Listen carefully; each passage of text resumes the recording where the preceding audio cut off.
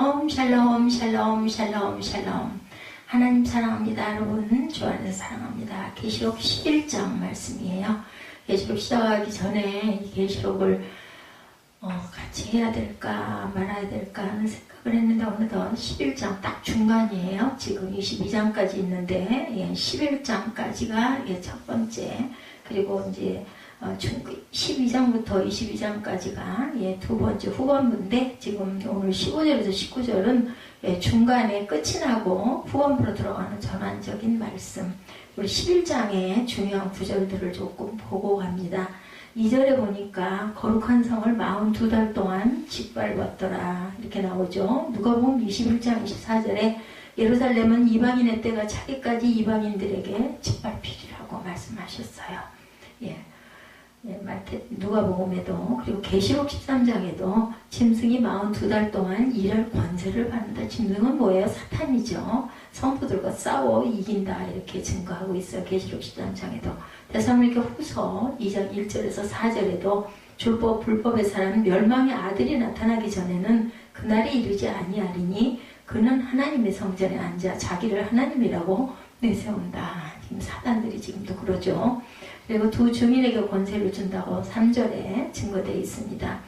두 증인은 감람나무와 두 촛대를 말합니다. 4절에 그 땅에 주 앞에 있는 두 감람나무의 촛대니라 이렇게 증거하고 있죠. 근데 두 감람나무는 스가랴 4장 11절에서 14절에 무슨 뜻입니까? 이는 기름 부음 받은 자 둘이니 온 세상의 주 앞에 있는 자니라 이렇게 얘기합니다. 감람나무가.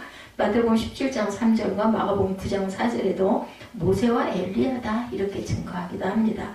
그래서 재림의 주님 앞에 두 증인 모세와 엘리야와 같은 선지자가 일어나 성도들에게 주맞을 준비를 시키게 될 것이다.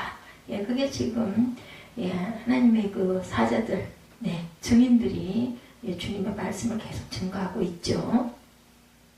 그리고 또 7절에 보니까 뭐라고 말씀하냐면 그 증언을 마칠 때 이렇게 얘기하죠. 증언은 두 증인의 증언은 세례 요한의 설교와 같은 초림의 주님보다 앞서와서 이스라엘 백성에게 의의 도, 곧 호렙에서 모세에게 명령한 법을 가르쳐서 그들의 마음을 하나님께로 돌이키게 하는 이와 같은 재림의 주님에 앞서 두 증인이 교회를 통해 하나님의 언약을 가르쳐 성도들을 회개하고 주를 맞을 준비를 시킨다고 합니다. 말라기 4장 4절에서 6절에도 보라 야훼의 크고 두려운 날이 이르기 전에 내가 선지자 엘리야를 너희에게 보내겠다. 세례 요한 같은 그런 사람들, 선지자들을 얘기합니다. 지금은 다 우리 성경이 예언이잖아요. 그리고 종들이 계속 성경 말씀을 가지고 그대로 선포하기 때문에 이런 분들이 많이 일어날 것이다 라고 증언하죠. 일곱째 천사가 나팔을 불었다 19절에 나와 있죠. 이 부분은 일곱째 천사가 나팔을 부는 후에 그리스도께서 구름을 타고 강림하신다. 계시록 14장 14절에도 증거합니다. 그리고 또한 18절에 보면 경외하는 자들에게 상 주신다라고 얘기합니다. 18절에 이방인들이 분노하며 주의 진노가 내어 죽은 자를 심판하시며 종성지들과 성도들과 작은 자든 큰 자든지 주의 이름을 경외하는 자들에게 상 주시며 이렇게 되어 있죠. 그날에 우리는 그리스도 심판대 앞에 서서 선악간의 심판을 받게 될 것이고, 고린도후서 5장 10절에 증거합니다. 야훼를 경외하는 자들은 생명의 부활로, 그리고 나와서 새 예루살렘에 들어갈 거. 새 예루살렘 영원한 나라로 들어가는 거죠. 말라기 3장 16, 7절에도 또한 4장 2절에도 내 이름을 경외하는 너희에게는 공의로운 해가 떠올라서 치료하는 광선을 비추리니 너희가 나가서 외양간에서 나온 송아지같이 뛰리라. 왜 뛰어요? 기뻐서 찬양하고 뛰는 거죠. 요한복음 5장 29절에도 선한 일을 행한 자는 생명의 부활로, 악한 일을 행한 자는 심판의 부활은 다 부활인데 생명과 심판의 차이가 있습니다. 그리고 18절에 보니까 멸망시키실 때로소이다 라고 얘기하죠. 이 부분은 그 시제가 미래형이에요. 따라서 일곱째 천사가 나팔을 부는 즉시 주께서 구름을 타고 강림하시는 것이 아니라 일곱째 나팔을 분 때로부터 주께서 강림하시기까지는 얼마간의 시간이 있음을 미래형으로 나타난 것으로 봐서 짐작할 수가 있다. 그래서 주요한 구절들을 가지고 제가 설명을 해드렸고, 오늘 15절에서 17절 우리가 함께 읽었죠. 일곱째 천사가 나팔을 불매 하늘에 큰 음성이 나서 이르되 세상 나라가 우리 주와 그의 그의 그리스도의 나라가 되어서 그가 누구예요? 하나님이죠. 그리고 예수님이기도 합니다. 세세토록 왕노릇 하시리로다. 하나님 앞에서 자기 보좌에 앉아있던 24 장로가 엎드려 얼굴을 땅에 대고 하나님께 경배하며 감사하옵나니 옛적에도 계셨고 지금도 계신 주 하나님 전능하시며 친히 그 권능을 잡으시고 왕노릇 하신다. 이 부분이에요. 지금 어디라고요? 그 전반부 후반부로 나눴을 때 오늘 15절에서 19절은 후반부로 들어가기 전 전환적인 말씀이 펼쳐지는 그런 그 시점이다. 바로 앞절인 계시록 11장 14절 말씀에 둘째 화는 지나갔으나 이제 셋째 화가 속히 이르는도다 하죠. 첫째 화는 다섯째 나팔의 심판, 둘째 화는 여섯째 나팔의 심판, 그리고 여기서 말씀하는 셋째 화는 일곱째 나팔의 심판. 그래서 그냥 제목을 일곱째 천사가 나팔을 불매, 이 부분으로 15절 말씀을 따서 제가 이렇게 제목을 적어봤습니다. 그리고 일어나는 일, 그죠? 세 번째 화가 일어나죠. 그리고 여기서 말씀하는 셋째 화는 일곱째 나팔의 심판을 뜻하고 있다. 첫째 나팔부터 여섯째 나팔까지는 나팔이 불릴 때마다 그 즉시 하나님의 심판으로 각종 재앙이 땅에 일어나는 불신자들에게 내려집니다. 그러나 이들과는 달리 일곱째 나팔의 경우는 하나님의 심판이 요한계시록 15장에 가서 비로소 등장을 합니다. 지금까지는 하나님의 땅에 거하는 불신자들을 심판하시는 내용이었는데 요한계시록 12장부터 요한계시록 14장까지는 역사가 잠시 뒤로 돌아가요. 그러면서 사탄, 마귀가 적그리스도를 이용해서 하나님을 대적하는 광경을 기술하고 있습니다. 다시 말씀드리면 지금까지는 장차 역사의 마지막 한 일회 동안에 불신자들에게 내려질 하나님의 심판에 초점이 맞춰져 있고 요한계시록 10장에서 14장까지는 같은 시간에 사탄과 적그리스도가 하나님의 계획을 꺾으려는 시도에 초점을 맞췄다라는 거예요. 지금 오늘 12장부터 14장까지가. 그런 후에 요한계시록 15장에서 일곱째 나팔의 심판이 그 모습을 드러낸다.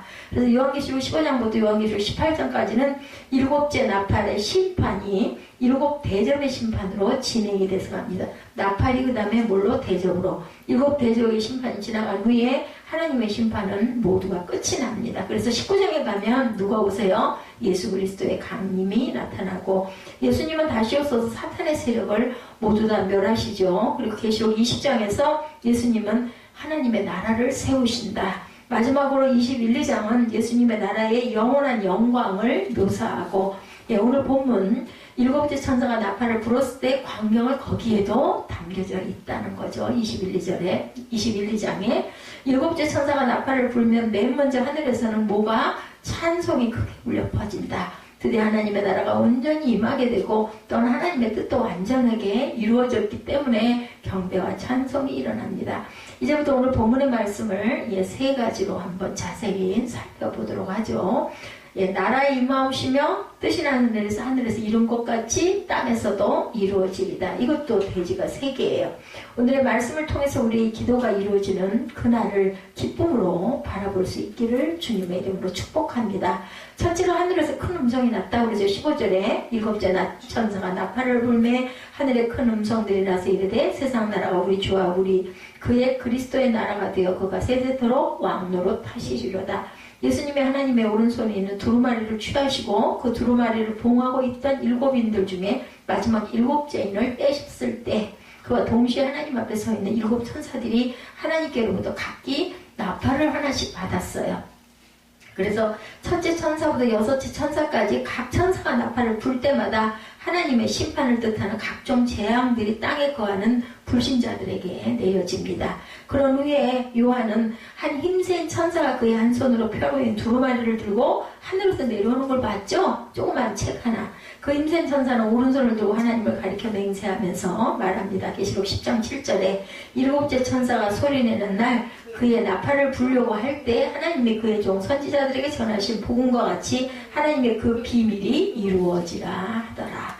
힘센 천사가 하나님을 가리켜 맹세한 대로 일곱째 천사가 나팔을 불면 마지막 때에 관한 하나님의 비밀이 이루어질 것이라는 것이죠.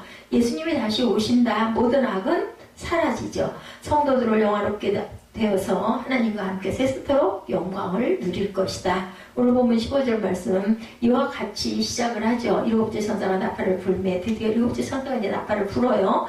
그러므로 앞서 하늘에서 내려온 힘센 천사가 하나님을 가리켜 맹세한 대로 마지막 때에 관한 하나님의 비밀이 이루어지는데 땅에서는 셋째 화가 땅에 구하는 자들에게 속히 이를 것이고 그보다 앞서 오늘 본문은 하늘에서 일어날 반응을 먼저 밝힙니다.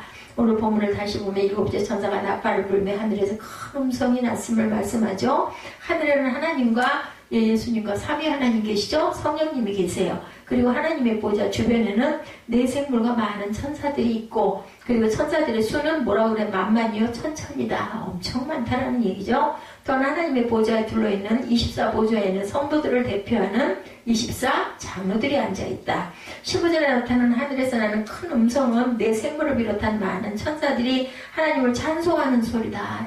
이렇게 우리가 봅니다. 왜냐하면 16절에 모인 성도들을 대표하는 24 장로들이 이들의 찬송에 화답하고 있기 때문이에요. 16절을 보면 앞서 자기 보좌에 앉아있던 24 장로가 엎드려 얼굴을 땅에 대고 하나님께 경배하며 그리고 이 말을 하죠. 감사옵나니 옛적에도 계셨고 지금도 계신 주 하나님 곧 전능하신 이여 친히 큰 권능을 잡으시고 왕노릇 하시리로다. 이렇게 얘기하죠. 계시록 6장 1절에도 보면 첫째 생물이 말할 때 그 음성이 물의 소리와 같다라고 얘기합니다. 따라서 내 생물을 비롯하여 많은 천사들이 다 같이 하나님을 찬송할 때 지면의 하늘에서는 큰 음성이 날 수밖에 없다. 이어서 오늘 본문에는 그들이 찬송하는 내용이 나옵니다. 15절 후반부에 이르되 세상 나라가 우리 주와 그리스도의 나라가 되어 그가 세세토록 왕노릇 하시리로다 하니 여기서 두 나라가 등장하죠. 무슨 나라? 하나는 세상 나라 또 하나는 우리 주와 그리스도의 나라 이렇게 두 가지로 분리가 됩니다. 그러니까 세상과 하늘이죠. 세상과 하늘. 세상에는 여러 가지가 있죠. 그렇지만 오늘 본문은 세상 나라들이라고 복수형을 사용하고 표현하지는 않습니다. 세상 나라 하나로 얘기합니다. 이 세상에는 단 하나의 나라밖에 없는 것처럼 오늘 본문은 단수형을 써서 세상 나라 여기에는 까닭이 있는데 요한복음 12장 31절에 보면 이제 이 세상에 대한 심판이 이르렀으니 이 세상의 임금이 쫓겨나리라. 또한 요한 1서 5장 19절에 또 아는 것은 우리는 하나님께 속하고 온 세상은 악한 자 안에 처한 것이며 여기서 온 세상을 다스리는 임금 악한 자는 마귀를 가리키겠죠. 정치적으로 보면 세상에는 여러 나라들이 있어요. 그죠? 그런데 영적으로 보면 세상에는 한 나라밖에 없습니다. 무슨 나라? 세상 나라. 모든 나라의 한 임금 마귀가 다스리고 있기 때문이다. 그래서 일곱째 나팔이 불리기 전에는 온 세상의 악한 자 안에 처해서 마귀가 다스리는 나라다. 그러나 일곱째 나팔이 불리고 나면 달라지죠. 마귀가 다스리는 세상 나라는 우리 주와 우리 그리스도의 나라가 됩니다. 그렇기 때문에 여기서 우리 주는 하나님을 가리키고 그의 그리스도는 하나님이 이 땅에 그리스도로 보내주신 독생자 예수님을 가리키신다. 예수님이 광야로 가셔서 마귀 시험을 받으실 때 예수님은 마귀에게 세 가지 시험을 받으시죠. 그중 한 가지는 뭐라고 그래요? 만국과 그 영광을 보이면서 제안을 하죠. 사탄이 누가복음 4장 6, 7절이죠. 이르되 이 모든 권위와 그 영광을 내가 내게 주리라. 이것은 내가 넘겨준 것이로되 내가 원하는 자에게 주노라. 그러므로 내가 만일 내게 절하면 다 내 것이 되리라. 절만해라. 다 너에게 그걸 권리를 주겠다고. 예수님은 당연히 마귀의 제안을 거부합니다. 예수님은 하나님의 뜻을 따라 십자가 길을 꿋꿋하게 선택해서 가시죠. 그러나 예수님은 하나님께로부터 하늘과 땅의 모든 권세를 받으셨어요. 예수님도 똑같이 우리 인성을 입은 몸이었기 때문에 하나님 어찌하여 나를 버리셨나이까. 오늘 우리 사순절 말씀 우리 합독한 것처럼 제9시쯤에 예수께서 크게 소리질러 정오경이죠. 3시간이 플러스가 되니까 엘리 라마 사막다리 하시니는 곧 나의 하나님 나의 하나님 어찌하여 나도 버리셨나이까. 이거 오후 3시에 숨지세요. 3시간 만에.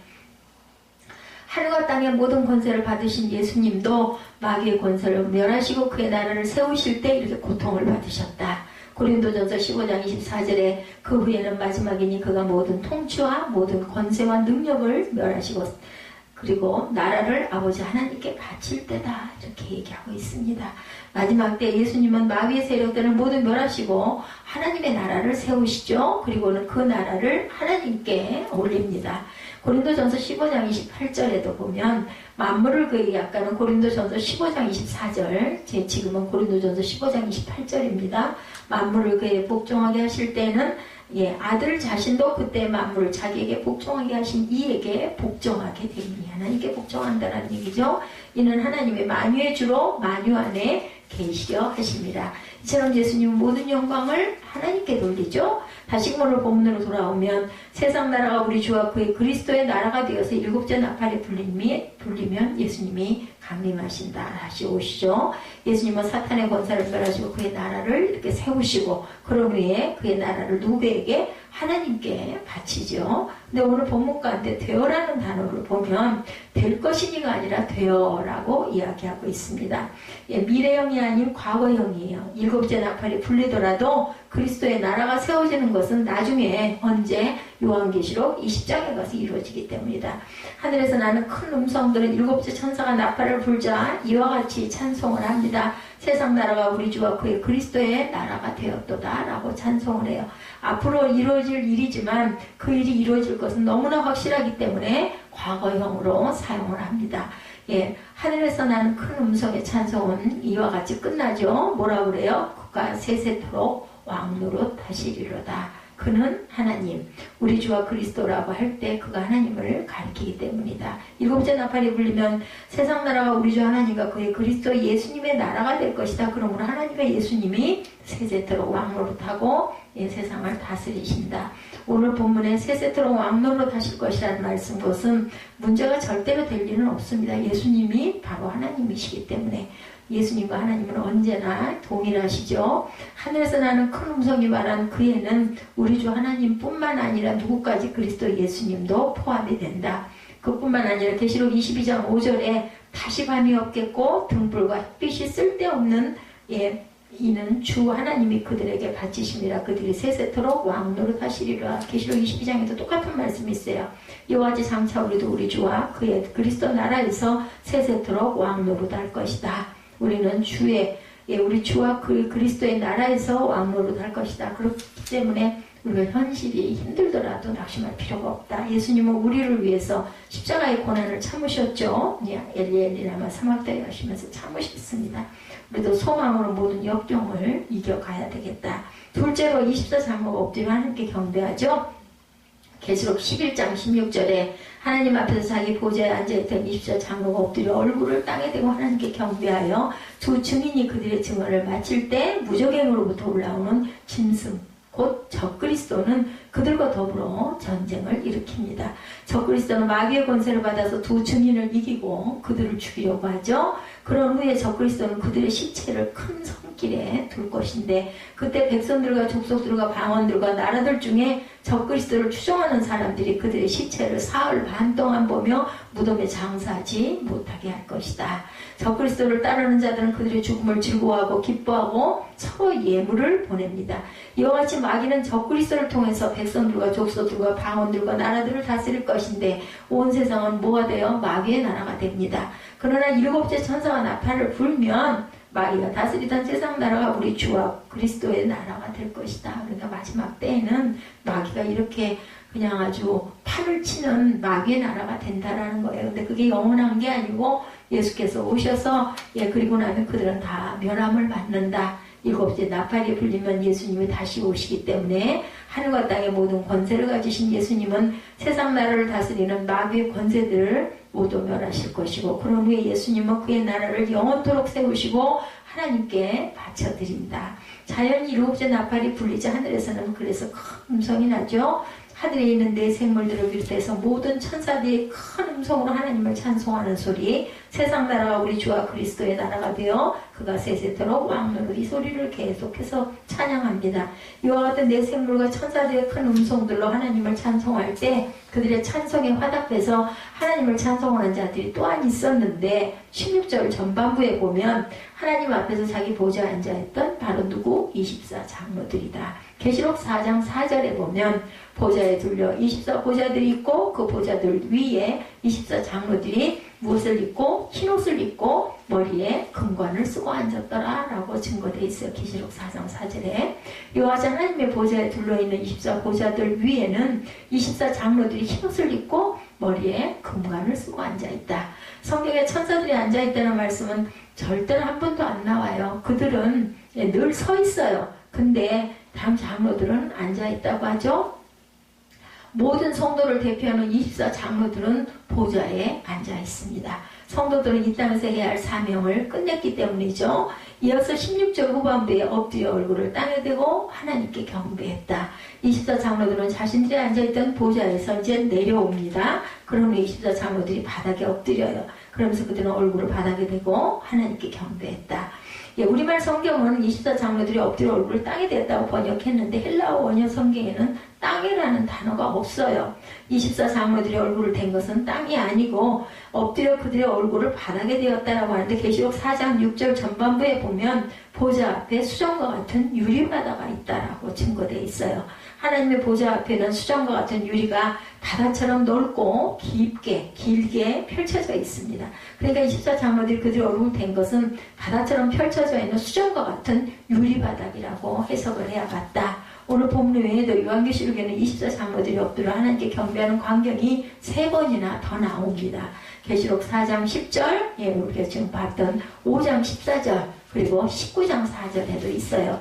이 줄도 단 한 번도 그들의 얼굴을 땅에 대었다는 표현은 나와 있지 않습니다. 그들은 수정과 같은 유리로 된 바닥에 엎드렸기 때문이죠.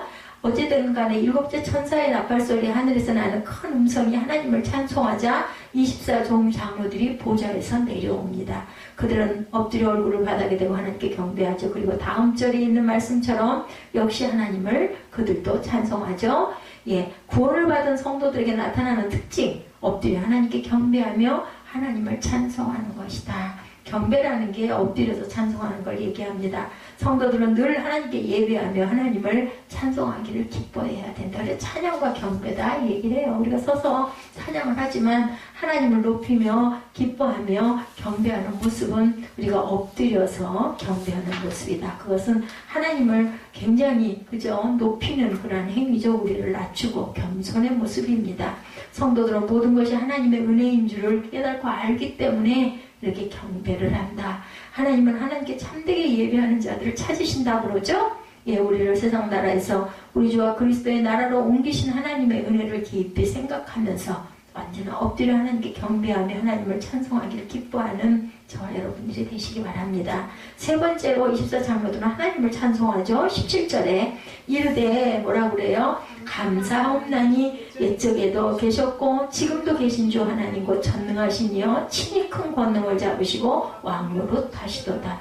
7째 천사가 나팔을 불자 하늘에서 나는 큰 음성들이 하나님을 찬송합니다. 그래서 24장로들은 그들이 앉아있던 보좌에서 내려와서 엎드려 얼굴을 바닥에 대고 또한 하나님께 경배하죠. 그러면서 그들도 역시 하나님을 찬송하죠. 24장로들의 찬송은 세 부분으로 나눠져 있는데 첫째, 찬송의 핵심적인 내용은 뭐했다? 감사했다. 둘째, 찬송을 받으실 대상인 하나님의 속성을 밝힙니다. 그죠? 하나님께 감사하며 하나님을 찬송하는 근거가 제시되죠. 세 부분을 차례 간략하게 살펴보면 감사하옵나니 먼저 24장로들은 하나님께 감사를 드립니다.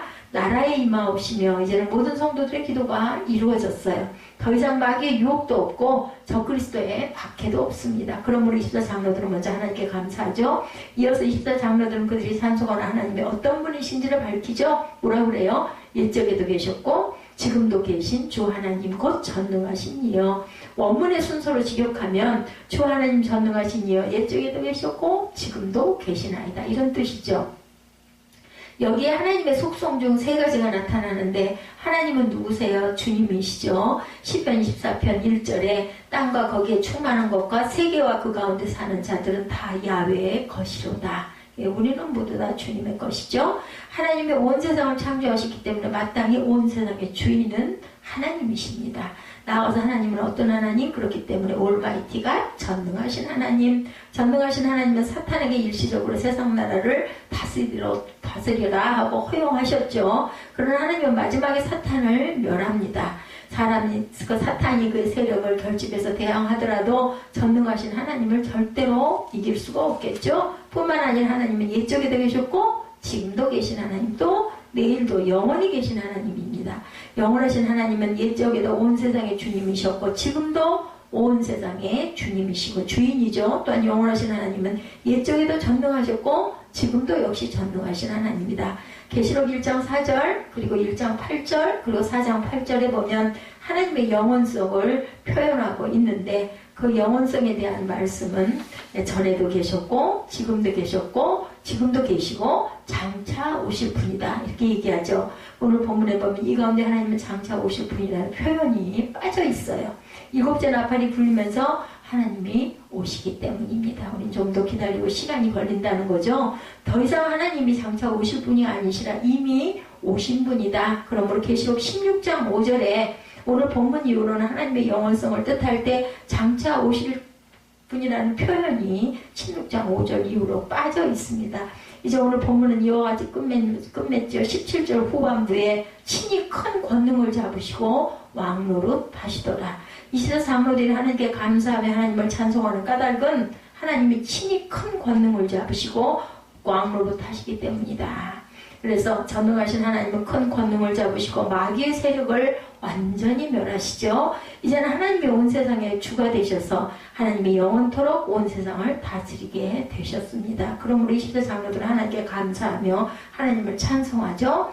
예수님이 가르치신 대로 오늘도 우리는 기도하죠. 나라 임하오시며 뜻이 하늘에서 이룬 것 같이 땅에서 이루어지리다. 일곱째 나팔이 불리면 우리가 드리는 이 기도는 이루어집니다. 우리 주와 우리 그리스도의 나라에서 영원토록 왕노릇할 것이다. 세상 나라에 사는 동안 우리에게는 유혹도 많고 박해도 많고 고난도 있었어요. 그러나 전능하시고 영원하신 하나님이 우리의 주인이시죠. 주님이십니다. 우리 주 예수 그리스도로 말미암아 우리에게 승리를 주신 하나님께 감사하며 하나님을 찬양하는 저와 여러분이 되시기를 주님의 이름으로 축복합니다.